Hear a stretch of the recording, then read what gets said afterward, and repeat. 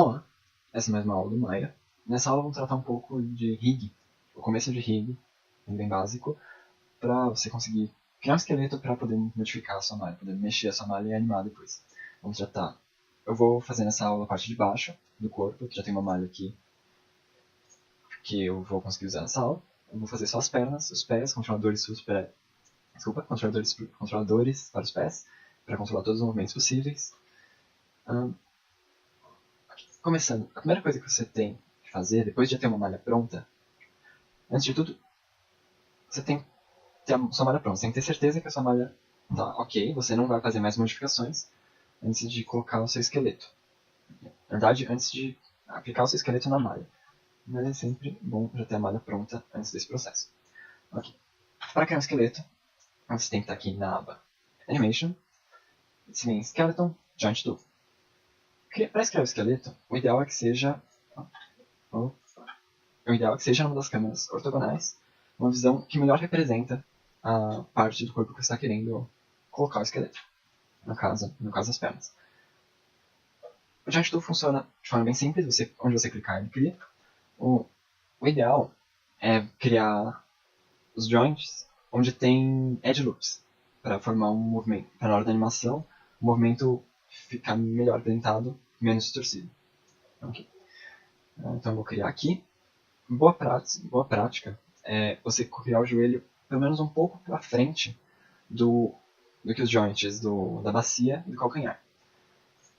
Mais tarde isso vai fazer sentido porque eu vou explicar. Okay, vou criar aqui. E no pé, vou dividir o pé no meio, aqui e aqui, para poder deixar o pé mais... permitir o pé movimentos mais reais. Ok, esses últimos dois aqui você vai querer manter próximo do ponto de contato com o chão. E agora eu vou sair da ferramenta. Tenho o meu esqueleto da perna. Eu vou para a visão frontal aqui. Na verdade,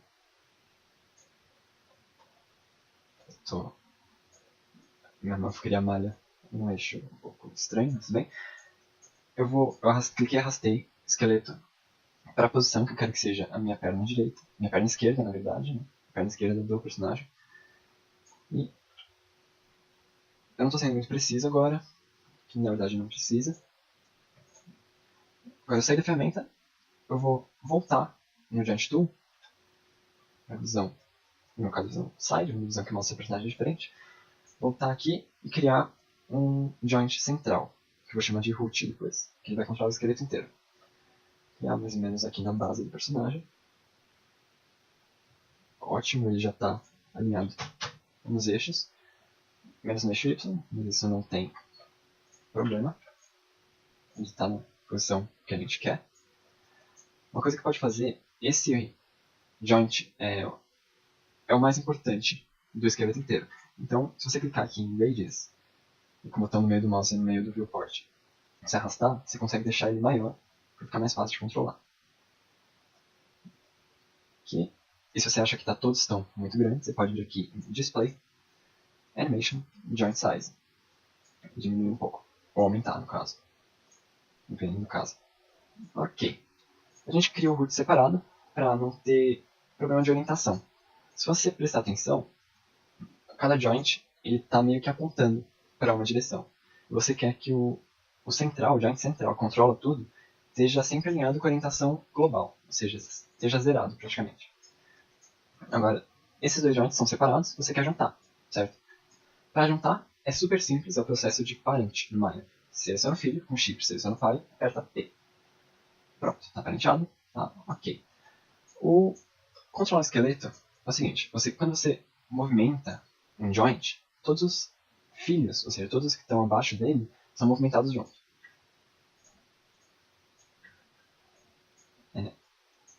Se você quiser movimentar, por exemplo, eu quero movimentar o joelho, mas sem movimentar os joints do pé, eu posso usar a ferramenta que normalmente seleciona o pivô dos objetos que você tem na cena.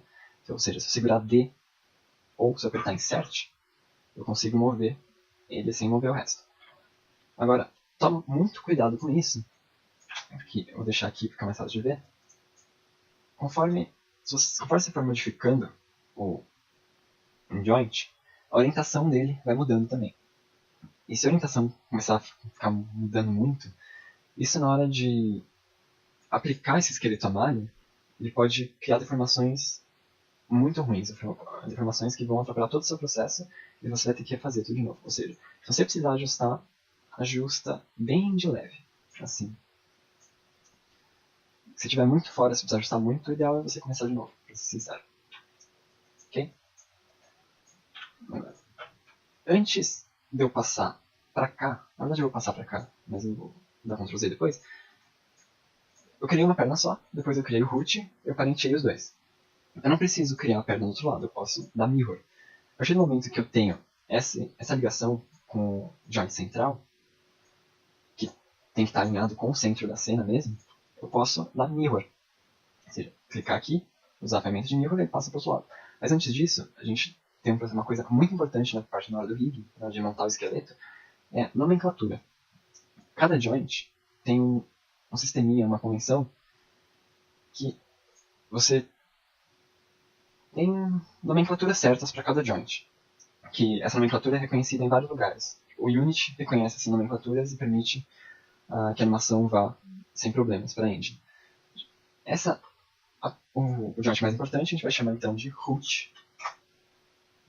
Esse joint da perna esquerda a gente vai colocar L underline, left, e o da bacia, que em inglês é hip. Padrão é realmente nomenclatura em inglês. O lado e o que representa. Então, left hip, nesse caso aqui então seria left knee. Esse daqui, left ankle, calcanhar. O peito do pé, que em inglês eles chamam de ball, left ball. E o último joint, o left toe.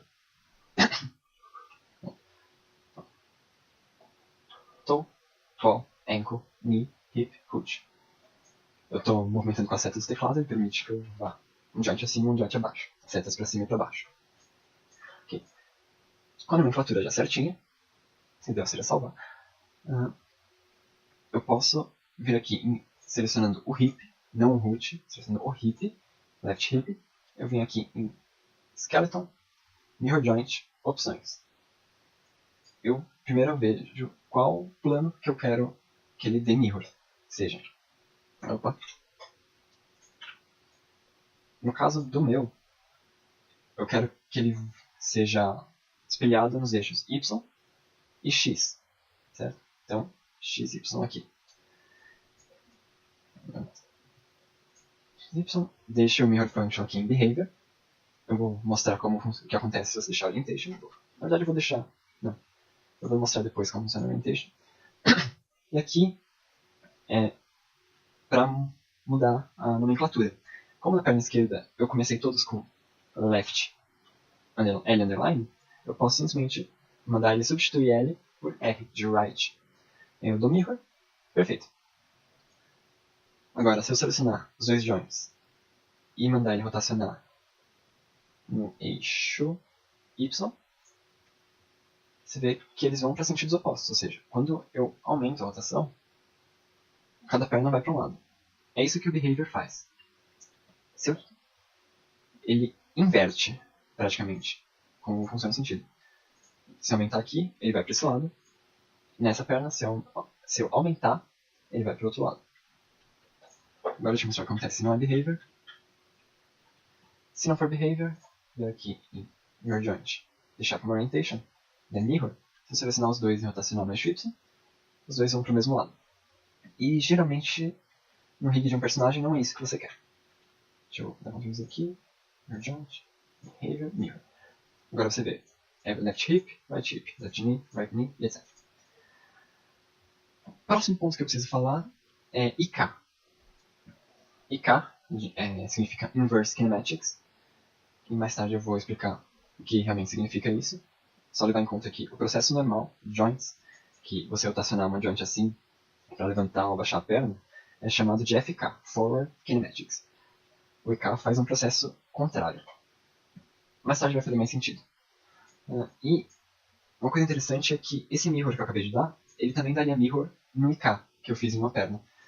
Então eu vou dar um Ctrl Z, aqui, eu vou terminar o IK nessa perna, para quando der o mirror ele já duplicar certinho pro outro lado. Aqui. Para criar o IK, eu venho Skeleton, IK Handle Tool, opções. Single Chain é o processo mais simples, mas no caso da perna, eu vou escolher Rotate Plane. Eu vou explicar por que isso. Vou explicar daqui a pouco. Terminar. Para criar o IK, qualquer um dos dois IKs, eu faço o seguinte, eu clico no primeiro joint que eu quero que ele controle, e no último. Nesse caso eu quero criar um IK do joelho, para controlar a perna. Então eu clico primeiro no hip, depois eu vou clicar no ankle. Pronto, ele criou um IK. Se eu apertar 4 aqui, você vê que ele criou essa linha, que é praticamente esse triângulo, né, uma linha que passa por dentro dos joints e liga as extremidades, que ele possui somente esse controlador aqui, essas pequenas linhas. Ou seja, você só consegue controlar o IK por aqui, você não consegue selecionar essa linha, nada, só por aqui. E o que acontece, vou botar por 5, o que acontece se você movimentar esse IK agora, ele já dobra automaticamente a sua perna. Por isso que ele é considerado Inverse Kinematics. Aqui você está praticamente movendo o calcanhar para mover o joelho. No Forward Kinematics eu estaria movendo o hip, depois o joelho. É um processo em sequência. Nesse caso aqui é praticamente o processo inverso. Certo? Ctrl Z. Ok. Mais tarde eu vou explicar a diferença que tem entre, deixa eu ver aqui, o Rotate Plane e o Single Chain, mas por enquanto fica por isso mesmo. Saiba que no do joelho você vai criar Rotate Plane, e nos outros dois, que eu vou criar agora do pé, é Single Chain. Para criar um controlador do pé, eu vou clicar. Nesse caso eu não vou pular o joelho, eu não vou pular como eu pulei aqui no joelho, vou fazer seguido, eu vou clicar no ankle, depois no ball. Pronto, saio da ferramenta. Se eu apertar a tecla Y, eu resseleciono a última ferramenta que eu estava selecionado. Agora eu vou clicar no ball, depois no toe. Pronto, vou clicar. Tá, 4. Esse K. Temos esse K. Certo. Deixa eu ver uma coisa. Animation. IK Handle Size, se estiver muito pequeno, para facilitar a seleção. Display. Animation. IK Handle Size. Ok. Então, basicamente, o Rotate Plane, o IK Rotate Plane, permite que eu direcione o joelho. Ou seja, assim que eu criar um controlador, eu vou conseguir controlar realmente isso. Mas com o controlador ele permite que o joelho gire, ou seja, o joelho aponte para onde eu quiser. E sempre que eu levantar a perna, não correr o risco dele dobrar a perna para o lado errado, por exemplo. E esse é o motivo que eu falei para a gente criar o joint do joelho mais para frente, para já indicar, dar um primeiro indício para o Maya para que lado você quer que o joelho gire quando você criar o IK. Por isso que ele já está indo para o lado certo. Ok, com o IK pronto, agora sim vamos dar mirror. Skeleton, mirror joint, tudo certinho. Não, quase tudo certinho, esqueci de renomear os IKs. Nesse caso aqui, o IK é da perna inteira, mas o handle dele, a ferramenta, quando você consegue selecionar ele, está no calcanhar. Então, o padrão seria você chamar de left ankle IK. Agora, IK não tem padrão de nomenclatura, o único que realmente importa, o nome que você der, são os joints. Que os joints são reconhecidos em outros lugares. Agora, nesse K, vou chamar de left ball, IK, IK, e esse outro IK, vou chamar de left toe, IK. Pronto. Agora de novo, selecionei o joint left hip, aqui em skeleton, mirror joint, mirror. Pronto, perfeito. Os dois estão funcionando.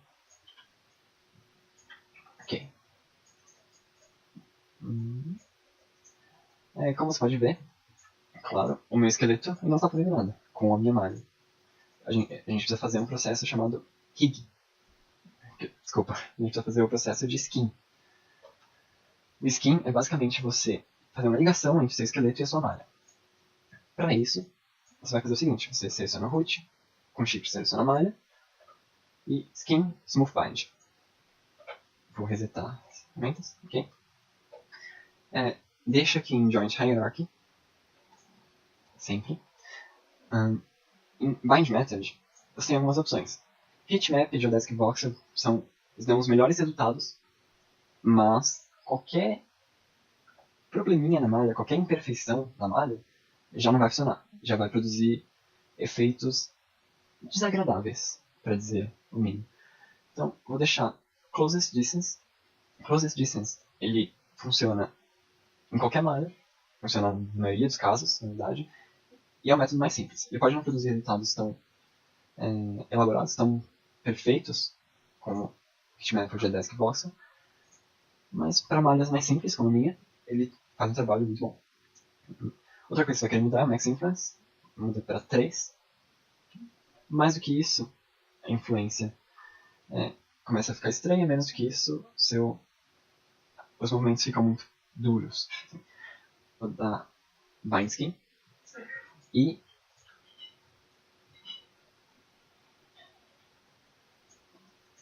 ficou estranho. Ctrl Z, Skin, Smooth Bind, Closest Distance, Joint Hierarchy. Ok, talvez eu tente Hitmap. Vamos ver, Bind Skin. Ficou melhor. Assim, influência é quanto um joint vai afetar a sua malha. Quanto cada joint vai afetar a sua malha. Esse joint está afetando essa parte aqui do joelho. Agora, esse joint, ele está afetando essa parte da malha aqui de cima. Tá errado, não é isso que eu quero, mas para a apresentação, para essa aula, tá ok. Eu não vou entrar em... Tem uma ferramenta para você pintar influências, cada joint, onde você quer que realmente influencie, mas eu vou deixar isso assim por enquanto, porque o trabalho já está bom o suficiente para essa aula. Bem, o IK funciona bem, certo?